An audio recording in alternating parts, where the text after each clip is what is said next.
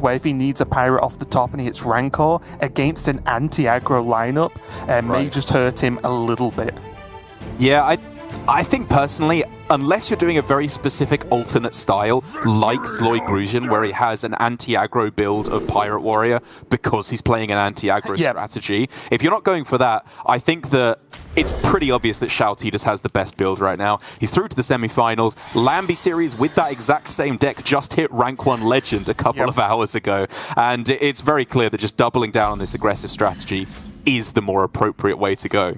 But before we get too into the nitty-gritty, the action of this tournament, I just want to lay the stage a little bit for what this means for promotion to Grandmasters for these players and for the players waiting in the wings. Because I believe for ZloyGruzin, if he wins, he does very likely get that spot in Grandmasters in the European region. And the player that he will be bumping down is Norwis, who we've seen already at, once in this tournament and a couple of other times in previous Masters tours. He hasn't had an individually incredibly powerful performance, but Norwis has just been consistently doing well and bumped himself up to 20 points. So big deal for him there. And Sherlock, despite being, I believe, originally from China, is currently studying in the US and is therefore representing the US for the Americas race to Grandmasters, and also puts himself in a really good spot for promotion if he gets this win here. So much on the line for both these players and also outside as well, where I believe Lucas is currently waiting in the Americas region to see if he can get that spot instead of Sherlock.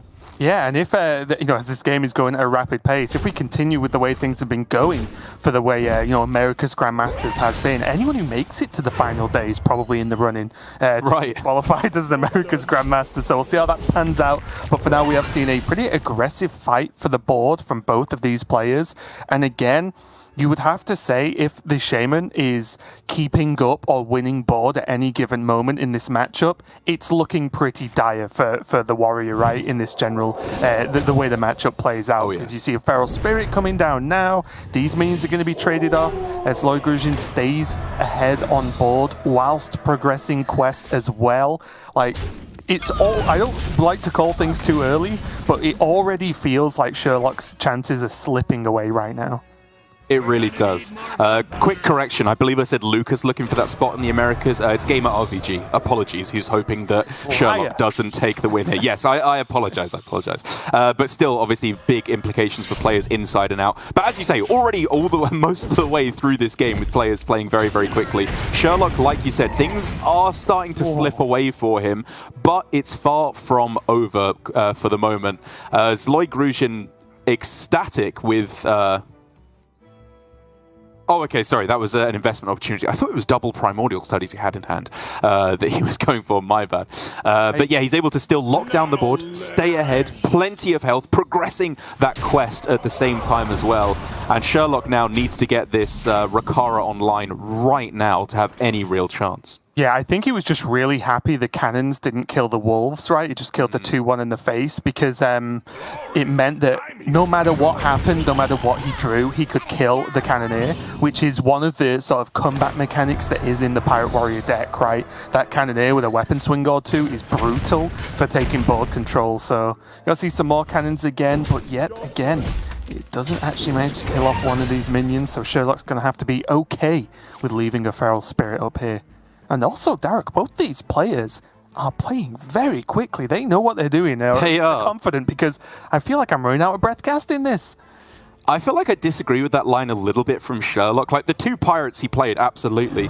But he could have sent the Fogsail freebooter damage into the healthy 2-3 wolf, which would have meant that he has a higher chance of both cannons hitting minions, because with the buff on the weapon up to 2 attack, as long as both cannons hit minions, it doesn't matter what they hit, he's going to guarantee himself a full clear. He might have to take more damage by attacking into the Slogger at the end of all of that as the downside, but I would very happily trade health for board control in this situation. He just has to lock this one down. So I slightly disagree with that line from Sherlock, and it does at the end of it means that he doesn't have a Fogsail freebooter online. And tough calls here. I wonder if Sherlock's far enough behind that he's thinking, do I just play Smite and just hope it sticks, right? Just so these pirates can be more powerful going forward. Because yes, this is fine. You imagine the 4-3 that Ratchet has to trade in to the the minion on Zloy's side, and this is fine. It also obviously gets Rakara up, but Rakara could have been played next... it could have been played next turn anyway with the 2-drop, plus obviously having played Smite. So I do wonder if it was just maybe an opportunity to say, right, if there's a world where Smite sticks, it pushes so much damage that you catch up then. Because if Smite sticks, then suddenly the 2-drop and Rakara get to charge as well, which is absolutely insane.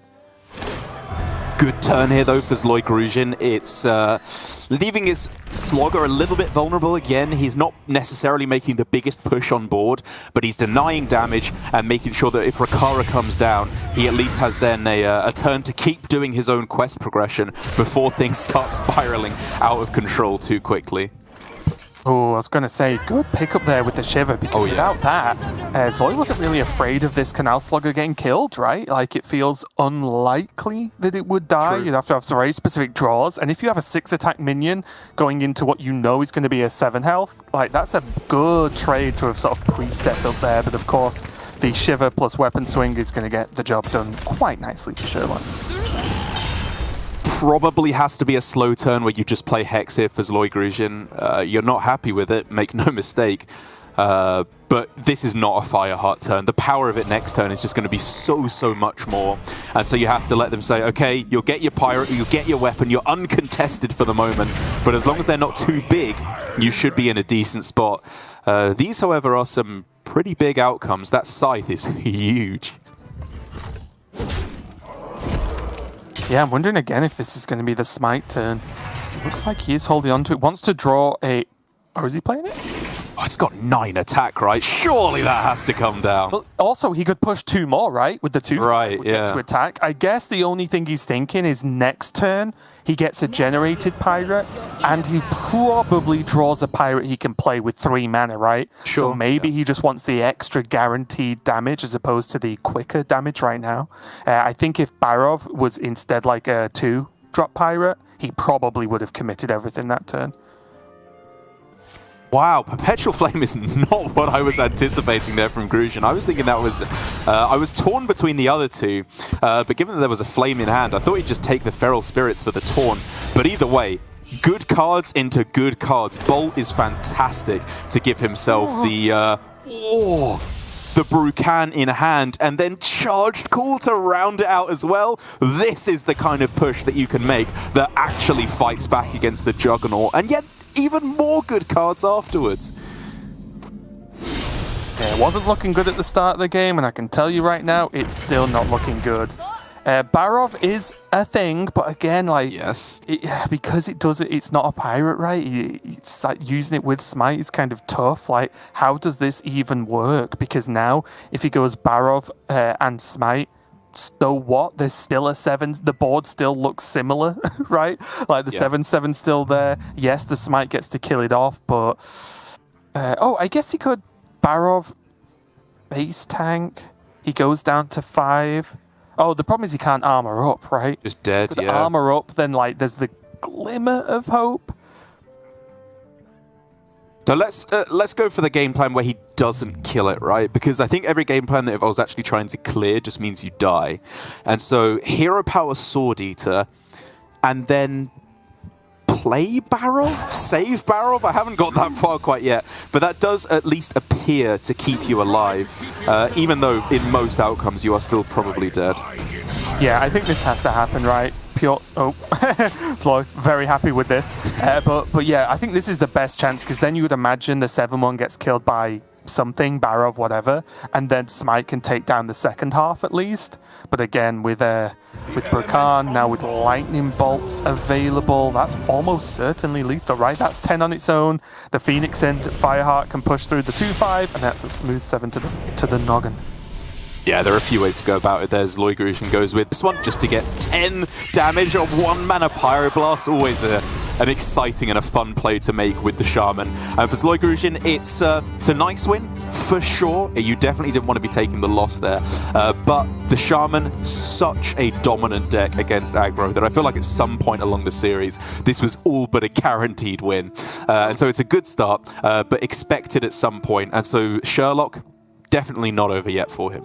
And that's something I really want to dig into, honestly, because with what ZloyGruzin has left, which is, I believe, the Fell Demon Hunter and his own Pirate Warrior, which is, again, quite the control-y style, which deck do you think is the one that's the most risk of him not being able to get over the line? The Pirate Warrior or the Fell Demon Hunter?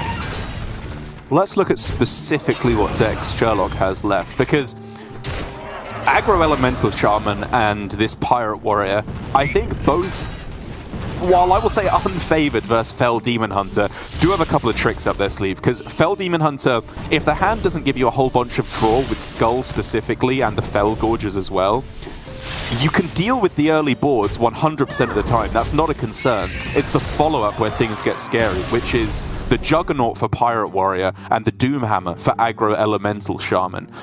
Face Hunter, I think, is just an overwhelmingly favored matchup for the Fell Demon Hunter no matter what. So if that lines up, it should be almost guaranteed a win. But against the Pirate Warrior and the Doomhammer Shaman, maybe things get a little bit tougher for the Fell Demon Hunter. So I would say, weirdly enough, that's the deck that might struggle if the Hunter can somehow sneak a win here in this matchup. Right. But no matter what, I'm trying to frame it favorably for Sherlock for the sake of it. It is still just overwhelmingly unfavored for him. Yeah, one card or a couple of cards, I guess, that are interesting here is the double minefield and the heavy plate as well, which is something I've not seen that often in even the more control builds. I'm kind of used to seeing the mutinous, for example, slots in sometimes at the top end of the list. And what's interesting is, again, and I guess this is like a complaint I've made across the whole weekend. Because Sherlock, I believe we're going to Warrior Mirror, by the way, and because Sherlock's playing like a kind of control-y Pirate Warrior, because ZloyGruzin is playing an actual control Pirate Warrior with way more removal tools, I do feel like he's still going to be favored even in this kind of mirror match, right? Because he has the 2 mana cannons, he has the where am I looking now? I've lost it. The 2 minefields, still has the Bulwark, has the heavy plate, still the Rancors as well. So do you agree? Do you think the extra control tools are actually going to win out here, or do you think ZloyGruzin's control is going to be to his detriment here? I think it probably works in his favor, right? Like, if you kind of weigh how good Pirates are in the early game in terms of their efficiency versus how good Warrior's removal is in the early game in terms of its efficiency, I think the removal wins. Like, Warrior has some really, really strong removal tools right now with Minefield, Man the Cannons, the weapons themselves can be very strong, Barov, Rancor as well. But the downside of that is that you're likely getting to Juggernaut that little bit later, right? Because you have to wait a couple of extra turns, you're going to have some dead draws along the way, and that could definitely work against ZloyGruzin if Sherlock gets some good weapons and good pirates. But weirdly enough, with the way this game is working, ZloyGruzin has more pirates than his opponent, not less. And look at this curve as well, right? Just throwing it out there, like Cargo Guard maybe now, then Sword Eater, and then with the weapon, the Cannoneer afterwards to clean up. Like, the curve works so well, and there's just a shiver there, just in case something annoying comes out. Say it's a Sword Eater from Sherlock, he can just shiver that away, no problem. But unfortunately for now, it's no Shiv Sherlock. I apologise for that one. Apologise. Beautiful, Derek. He has to go with some alternate clearing tools here. The Man the Cannons will be good because this is going to be a very scrappy board battle. And in these kind of situations, again, like I said, the removal tools are just incredibly efficient in these kinds of matchups. ZloyGruzin, I think, should probably just follow up with double pirate here. It allows him to go for... oh no, sorry, apologise. I apologise. He's not running the hatchet, right? I was going to say, if he has the hatchet, then he can just go for Cannoneer, Deckhand, swing, get some cannonballs fired. Right, because he instead has the... oh, he is, as a one-off. Okay. Yeah. Right, sorry. So he has one of those and one Bulwark. So he could take the 50-50 if he wanted to and go with Fire the Cannons on the Cannoneer. But that would have happened, and it would have been worse for him.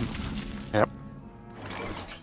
I really like this, though, because this does just set up that Cannoneer, right? So even though this isn't as perfect an outcome as it could possibly have been, this is just the safe, I know what's going to happen this turn, and then he has Cannoneer plus Shiver, the follow-up, if he really needs it, and still gets to play Bloodsail Deckhand as well. So I think this curve does just continue to line up really well. For instance, now going into this, Zloy can just play the Shiver to get rid of the Sword Eater on Sherlock's side. Excuse me, Zloy? Calm down. And then he has the 2 cannon shots with the weapon swing to pretty much guarantee clear the board, right? Yeah, I mean, ZloyGruzin can always clear the board here. Like, it would have to be an absolute freak of nature for it to not happen. And I think, as you laid it out, does just still look like the most efficient way to do so. Now, at this point, would you actually swing the weapon into one of the 2/2s just to give yourself, like, the highest chance of not whiffing a little bit and just randomly leaving the 2/2 up? Yeah, I guess you see where the original cannonballs go first before you go with the Cannoneer cannonballs. If one goes face... Oh, easy. Yeah, there we go. That. If both went face, then I think you could swing into a minion. If one went face, I'd take the 25% chance. In this instance, though, it's even better for that for ZloyGruzin. He doesn't even need to worry about that. And he can just save the weapon, because Bulwark isn't coming down next turn. So I like it. Just save it for a minion. Is that... Oh... A tough one, though. He missed 4 damage. He did. He did. Oh, I like shooting those cannons. We all do. And now, like... Fog Sail into Rancor clears the board and gains Sherlock a good amount of armor. A little bit unfortunate, obviously he'd lose any board presence if he did it in that order. Obviously he can go around it this way to not gain as much armor but gain something on board. So both players really scrapping it out now to just stick anything and push any kind of damage. Oh, that is a top deck and a half for ZloyGruzin. I was just about to make the point that because of the way his hand is shaking out, he might not be able to get Rakara down in such a timely fashion. But with the 1-cost Pyra off the top, he's able to get it down just 1 turn after his opponent. Sherlock gets the initiative because Fog Sail Freebooter or the Scamp on this turn will complete the quest. But then afterwards, ZloyGruzin can happily go tit for tat here, and they enter the post-quest portion of the game very much even. It's neck and neck right now. And even though you might think, oh, a Bulwark of Azinov is pointless now because both players are going to play the Rakara. Not necessarily true, right? Because when the new weapon spawned, ZloyGruzin can swing and then play the Bulwark to like defend himself against the next turn. So obviously maybe not quite strictly as powerful as it would be without the Rakara. It's still very usable and could still like clutch out some damage. And I do like watching ZloyGruzin play. He's like pumped for every card. It's like every draw of one of these pirates is like he's seen an old friend again. He's like, oh, good to see you, welcome. It is going well for him, and this is like kind of feeding into what I was saying, right? Spells in such a dense board-based battle where it's just about clearing what your opponent plays every turn. Spells are better than minions at that 9 times out of 10. This minefield to deal 5 damage to the Rakara is so big. Sherlock has to expend so much more in terms of resources to be able to clear it up. He doesn't even have a guaranteed clear. He does hit it in the end here, though. But now it's just back and back and back, back and forth, both players scrambling for board control. And I guess the offset in health for Sherlock might be able to even equalize things a little bit more. But in terms of average card quality, Gruzin is just in the lead. They're really interesting choices here, right? He can swing first, then equip Bulwark. Weirdly enough, he could equip Bulwark, then swing and kill the 3-1, right? And still feel okay. But it's a tough one. You are right. The health difference is huge, and he's only 1 Gorehowl Smite away from a good time right now for Sherlock. Because you can find yourself very suddenly dead with the help of the old Mr. Smite. Cannon's not really achieving too much. South Sea Captain, arguably a dead draw here, would you agree? Like, not one of the more impactful pirates to the board. So Sherlock here needs to reassess, right? Because with the Barov in hand, you need to decide, am I going to continue to just play the top deck pirate I get every turn and hope that that's good enough to seize back board?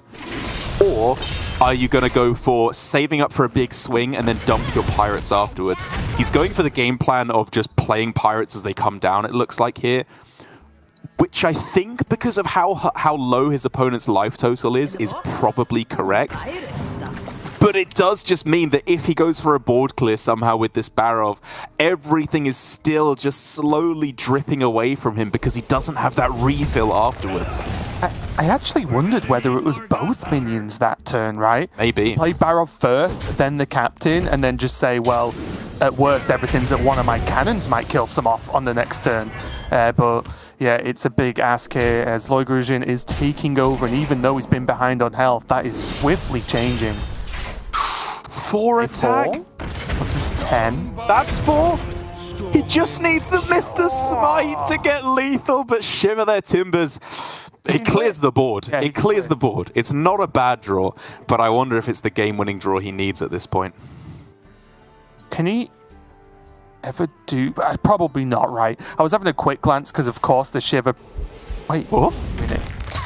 I was going to talk about this and say, like, I didn't think it was that good. Because, yes, he clears most of the board this way, but my question is, well, how does he proc Barov? Or is he just doesn't care about actually proccing it in a given turn?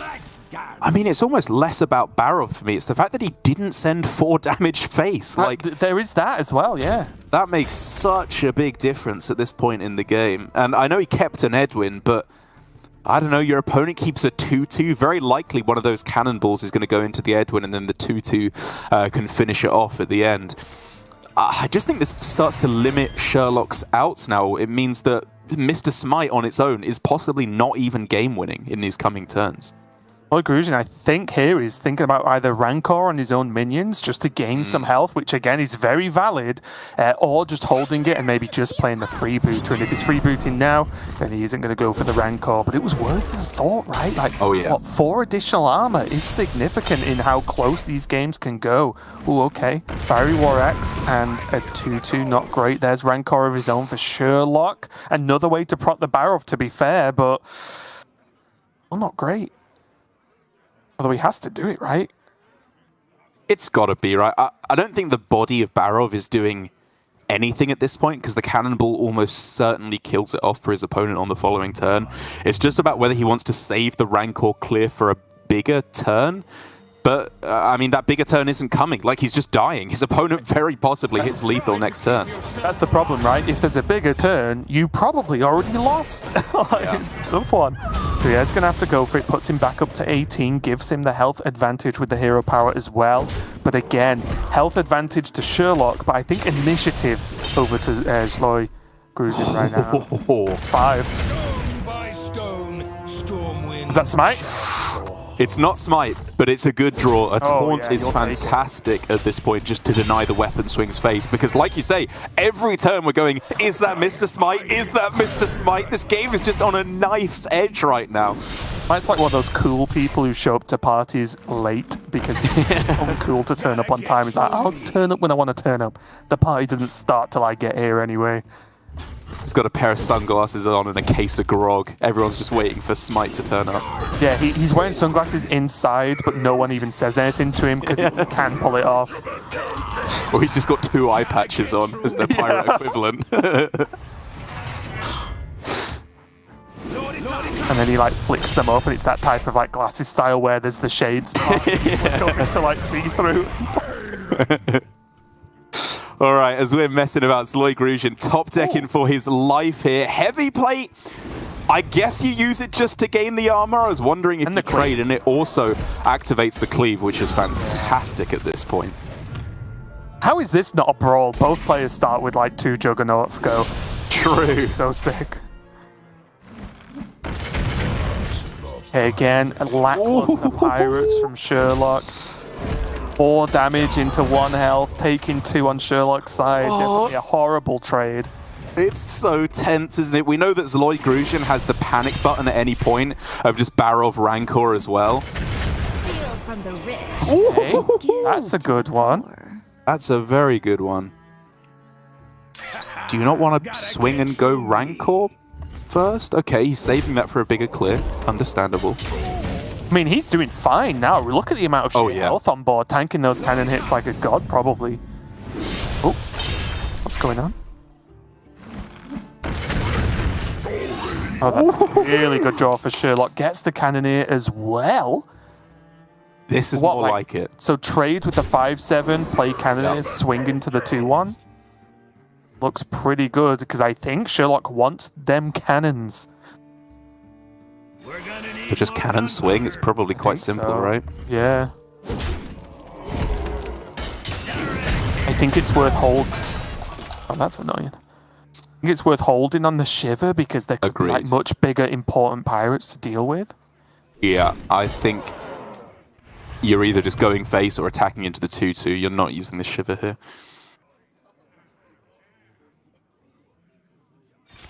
Oh, okay. Big expenditure. Very, very expensive card used, or valuable card used, I should say. Really nice placement there from Sherlock as well, putting the most important minion to the left of the Juggernaut in case of cleave.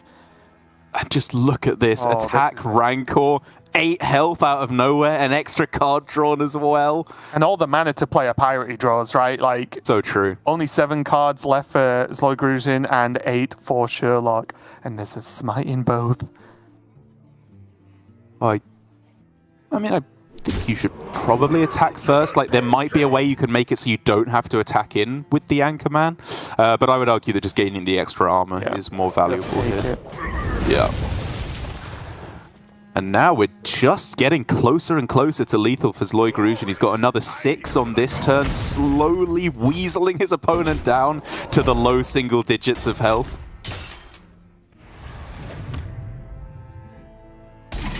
Yeah, suddenly 7 versus 24 is quite the difference. And decent weapon, Outrider Axe. Oh, although killing the minion is actually bad, right? I think Sherlock would have liked to have actually traded potentially there just to get an extra card. Gruzin saying, all right, 6 cards left. Where is Mr. Smite? He's late to the party. It has to be time now. Oh! Oh! One off. 1 damage off lethal. Yeah, you can clear this pretty easily though. Which means even with armor ups, the generated weapon has a decent chance at just killing Sherlock, right? Uh-huh. It's a nicer time as any, I guess, to use the minefield just to get a 2/2 alongside it. That could make a big difference.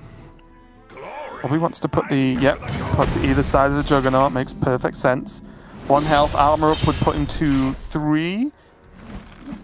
So almost any weapon the warrior can generate here would actually kill him if there's not a taunt. That doesn't look like a taunt to me, Derek. I think that's just guaranteed game, right? There's no 0 mana weapons in the game, so even if all the cannonballs missed... Oh, sorry, yes, 0 attack weapons, apologies. Which means it's just always going to close out the game.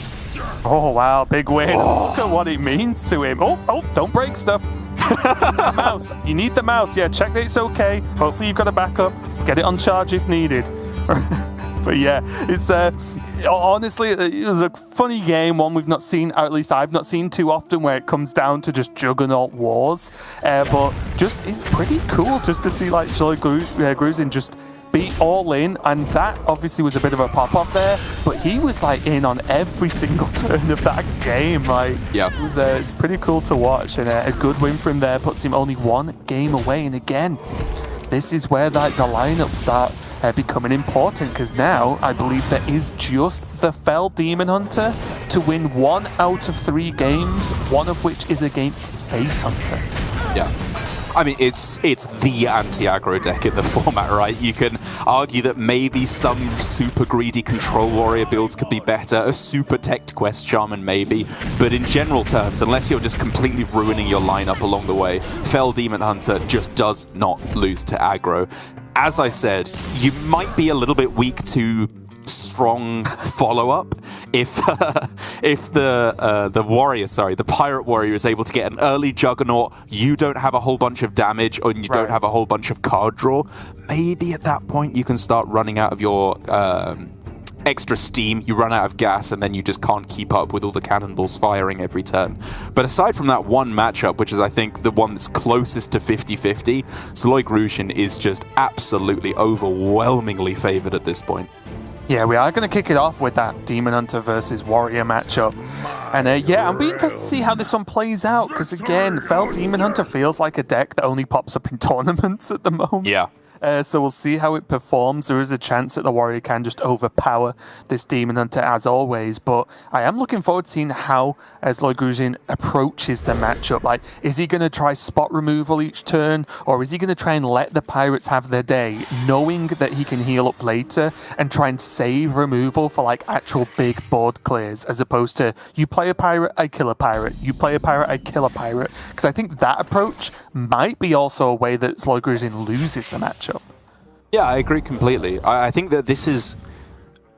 If we think back to like the two big warrior archetypes we've had recently, Pirate Warrior and Rush Warrior, that was the benefit that Pirate Warrior had, or that Rush Warrior had, sorry, is that every minion that came down, you had to kill it. If you left up Rakara, Playmaker, Parade Leader, Crab Rider, like all of these minions had to be killed or you just died on the following turn. Runthak as well, exactly, yeah. Everything just needed to be killed. Whereas against the Pirate Warrior, like it's only the Cannoneer really that has to die on the turn it comes down. Everything else, you can just let it chill for a while and then remove it as it comes down. So like you say, I think ZloyGruzin will very possibly go for a more greedy approach where you clear off a whole bunch of minions at once rather than piecemeal as they come down. Yeah, a little bit unfortunate here that Jace is locking out that skull on the left, so that's definitely not what you're after. Again, Cargo Guard, although definitely not to the power of Cannoneer. I was interested in seeing how ZloyGruzin would deal with it, but I think this is pretty clean. You know, just getting a weapon equipped. He's going to Chaos Strike to draw anyway, so that seems worthwhile, but looks like it's going to be the old coin Stone Maul here from Sherlock. Draw another card, keep that pirate ticking. Yeah, sadly draw only one card, not the weapon as well, because he has again drawn Whetstone Hatchet in a situation where you really don't want to have it.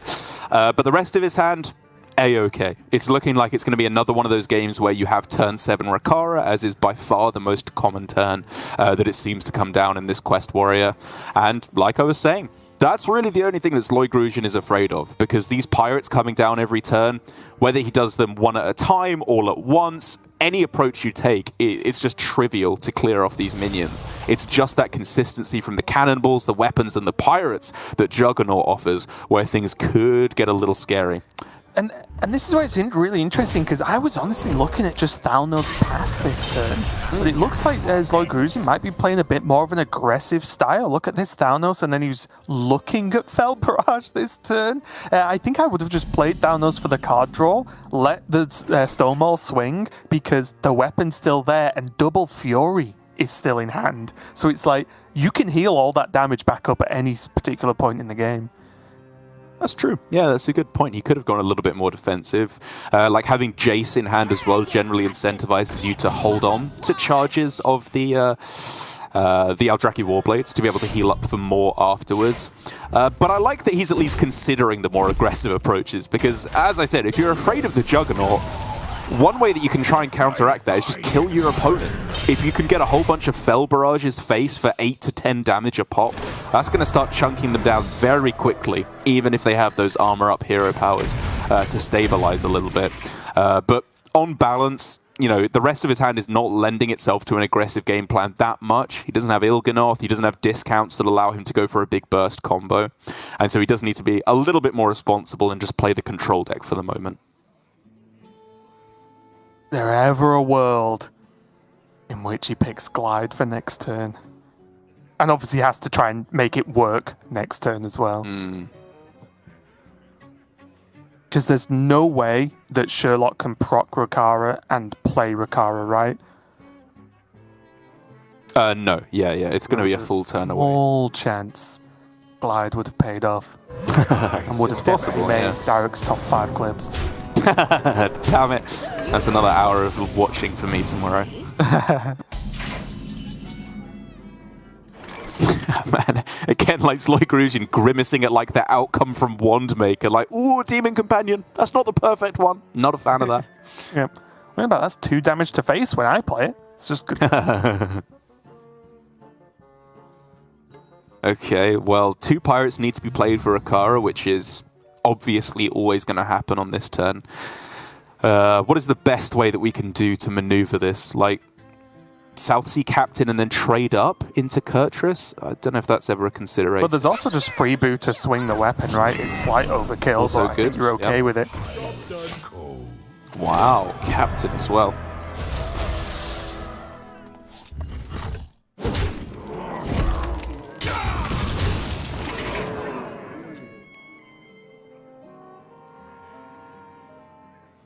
He could have glowed. Ooh.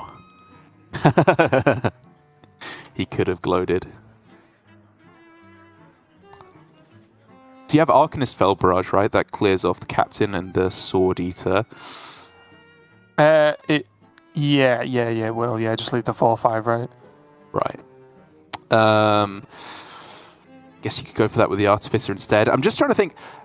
Obviously, this turn is just a clear turn. It's not too complicated, to be honest. But how does he set up for the following turns? Because as I see it, he probably actually just wants to go Jace next turn. He knows it's going to be a Rakara turn, and Jace, with how juiced up it is right now, possibly clears that, right? Especially if you're able to protect your Moarg alongside it, because that would then double up on the Fell Barrage and all that other goodness to be able to clear off Rakara. Also, as well, it unlocks the skull naturally too, doesn't it? So it's ticking loads of boxes here, right? He gets to... It's already pretty beefy. It's got a Chaos Strike in there for some card draw as well as all the buffs and healing. And he can play the skull the turn after. That seems very, very powerful. And looking at this now, 2 minions are going to go down, or 1, I guess, now, because Sherlock is respecting the Moarg. But still, this is a very solid Jace. He has still, 4 damage to throw around this turn as well? Probably pre-trade into something, or send it face, actually. I wouldn't hate it. That's kind of what I'm looking at. Like, it's scary if Rakara punches you, of course, for 9 damage, but I don't know, in terms of dying, maybe it still happens. It looks like on balance, ZloyGruzin is going to let rip with the Jace, and I think because he hasn't played Immolation Aura, it actually almost never kills his board, right? Or I think doesn't ever. Oh yeah, there's like no I-beams or anything either, right? Yeah. It just doesn't ever really misfire, so to speak.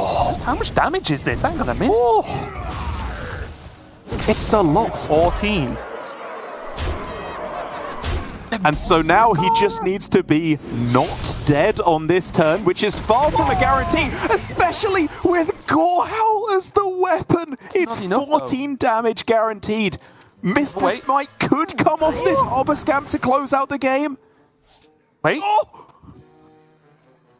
That could still do it, right? Both need to go face. It's a 1 in 3 into a 1 in 3. Take that every day of the week. Oh my goodness. I mean, well, he can't swing Gorehowl into Jace, right?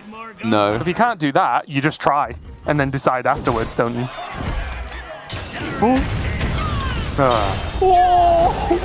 off. 1 damage off. ZloyGruzin's heart must be coming out of his chest right now with how fast it's beating. He doesn't have lethal yet, though, is the good news for Sherlock. This game still continues. He does have AoE, and he also has the Arcanist and Fell Scream to heal, because again, after the heart attack that is seeing your opponent get a Gorehowl, you can't feel like you're safe on this kind of low health, right? And even with the cannons coming down too, so I think even though it hurts a little bit, it might be Arcanist Fell Scream here. What do you think? I think he's looking at Immolation, Magtheridon, Arcanist Fell Scream Blast, because that allows you to both clear the board, heal up, and put a 12-12 online on this turn, which is just so important here, right? This almost always threatens lethal on the following turn, so I really love that ZloyGruzin is deviating away from the skull on this play. I like this a lot, yeah, because it still heals, like, obviously we talked about healing being a big deal, and also it's a 12-12 to tank, like, the cannons, a 1-attack weapon, a 2-attack minion, cannons that need to be manned, but that's just not going to be good enough here. And with skull into skull, not necessarily in the same turn, but you've got to imagine ZloyGruzin, even if this was Barov, he could clear it up. And look at that. I'm glad he took his headset off first, because that was begging to be ripped out of whatever he wanted to do. Maybe even a bit of a floss going on there, who knows. But either way, ZloyGruzin is extremely excited. And you know what? I don't know the player very well, but anytime a player pops off like that, they make me an instant fan. So really happy for him there. And there we did just see, right? The lineup paid off. He ran into an aggro lineup. He's playing anti-aggro, and he won. Like, job done for now, at least. Absolutely right. And while you may not know ZloyGruzin too well now, I have a feeling you and Sotul may be getting to know him very closely, as it looks like he is extremely likely to get that spot in European Grandmasters. Currently, I think he is in that top 4 slot in terms of point earnings, or I think even to Norwis now in terms of point earnings, but because of tiebreakers, I do think this means that Norwis now sadly misses out on that spot. This is not official confirmation, of course, make no mistake, but that is currently how it appears to be, which is just such a turnaround for ZloyGruzin, coming out of nowhere and very possibly being our next Europe Grandmaster. And I will say, even though obviously the scoreline was 3-0, on paper it looked like an easy, clean sweep, there were some great games in that match. So really happy to see Sherlock do well so far in this tournament. But I'm just excited to see ZloyGruzin play again. Look at this, the cables everywhere, it's going all over his desk. Hopefully he can take the break he's got for a little bit now as we move on through the rest of the top 8 to just tidy up the desk, maybe remove any dangerous things or things he doesn't want to break, at least by accident, and just make his desk Hearthstone proof, I guess, for the rest of the tournament. But huge congratulations for him. He's going to be joining Zhao Ti and Tianming in the top 4 with only Sleepy Bear and Dragon Man. Bear versus Dragon, Derek. Who've we got? We've got, I'll tell you what, Raven, 2 APAC players. If it kills us, we're going to drag an APAC player into the top 4 here, into the semi-finals of a Masters Tour. Still, we have never had an APAC winner of a Masters Tour, and it would be so great